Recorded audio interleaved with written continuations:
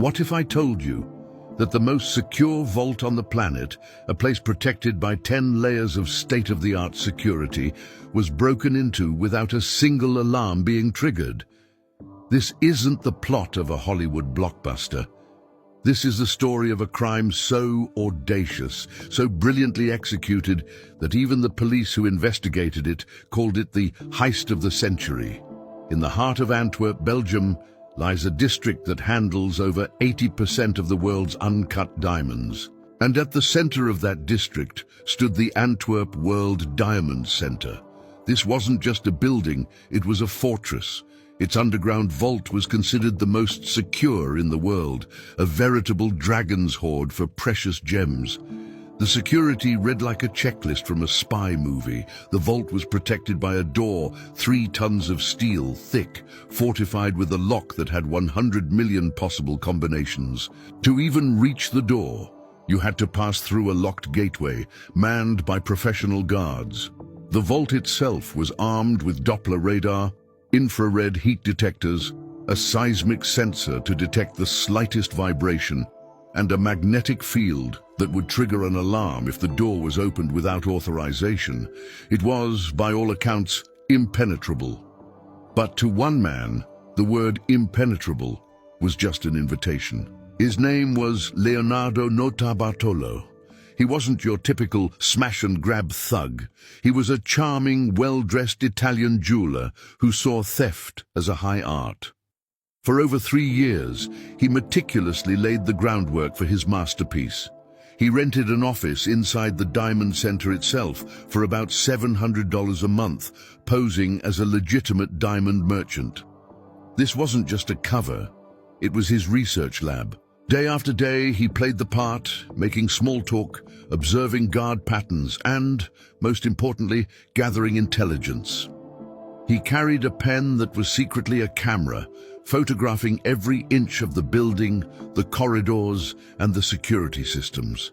He learned how the guards behaved when they were least alert and the subtle flaws in a system designed to be flawless. He discovered that the heat sensor could be blinded, the magnetic field could be bypassed, and that even the most complex lock is only as strong as the secrets it keeps.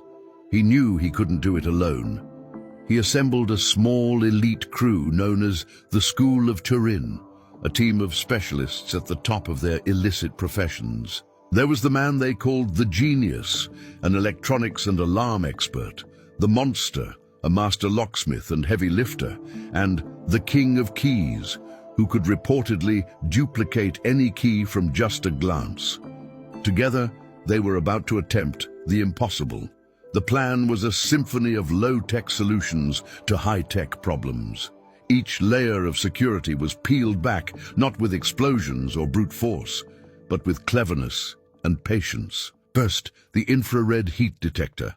This sensor would pick up the body heat of anyone approaching the vault. The genius's solution: a simple can of hairspray. By spraying the sensor, they created a fine, oily film that temporarily blinded it, making them invisible to its electronic eye. Next was the magnetic field protecting the vault door. The door was held shut by 2 powerful magnetic plates. If the connection was broken without the proper code being entered, the alarm would scream.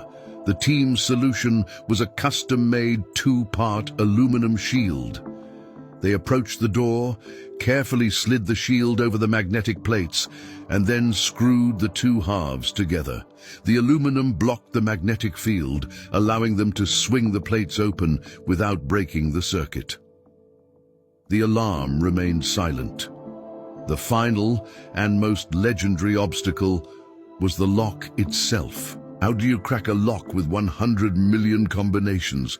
According to Notarbartolo, they didn't have to. He claims they had found the key to the vault room hanging unguarded in a nearby utility closet months before.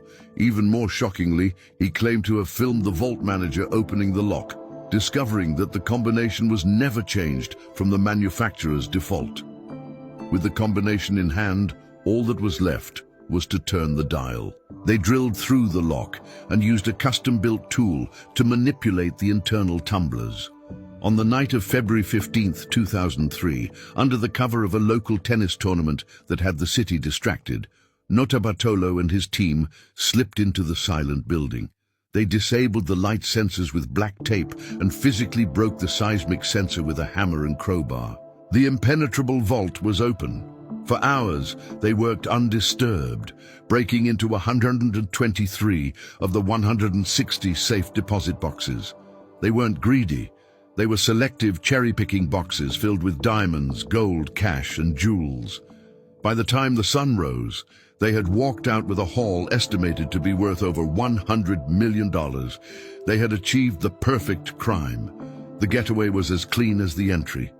They had disabled the CCTV system by destroying the tapes. There were no alarms, no witnesses, and no forced entry. It could have been days before anyone even knew they had been robbed. But the perfect crime was about to be unraveled by the most human of flaws: panic. One member of the crew, a man known as Speedy, was tasked with burning the evidence, the bags containing their tools, notes, and leftover supplies. But for reasons unknown, he panicked. Instead of finding a secure place to have a fire, he drove onto a highway and simply dumped the bags in a ditch in a wooded area just outside Brussels.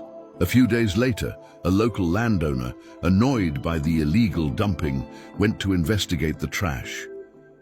Inside, he found something far more interesting than garbage.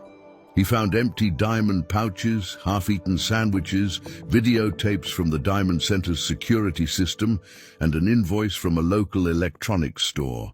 He called the police. This one bag of trash was the loose thread that unraveled everything. The invoice led detectives to Notarbartolo, and the DNA from the partially eaten sandwich was a direct match. The perfect crime, a masterpiece of planning and execution, was foiled by a discarded lunch. Leonardo Notarbartolo was arrested, tried, and sentenced to 10 years in prison. His crew was also captured. But the story doesn't end there. In a stunning twist, Notarbartolo began to talk. He claimed that the heist was part of a massive insurance fraud scheme orchestrated by a diamond merchant. He alleged that they were hired to break in and that the true value of their take was closer to $20 million, not the $100 million that was claimed. And what about that $100 million? To this day, the vast majority of the diamonds, gold, and cash stolen from the Antwerp vault has never been recovered. Notarbartolo served his time and is now a free man, but the location of the loot remains one of the greatest unsolved mysteries in criminal history. So what do you think really happened? Was Notarbartolo telling the truth about a larger conspiracy? A clever thief trying to deflect blame? Or is he sitting on a secret, waiting for the right moment to retrieve one of the largest fortunes ever stolen? Let us know your theories in the comments below, and don't forget to follow us. See you in the next story.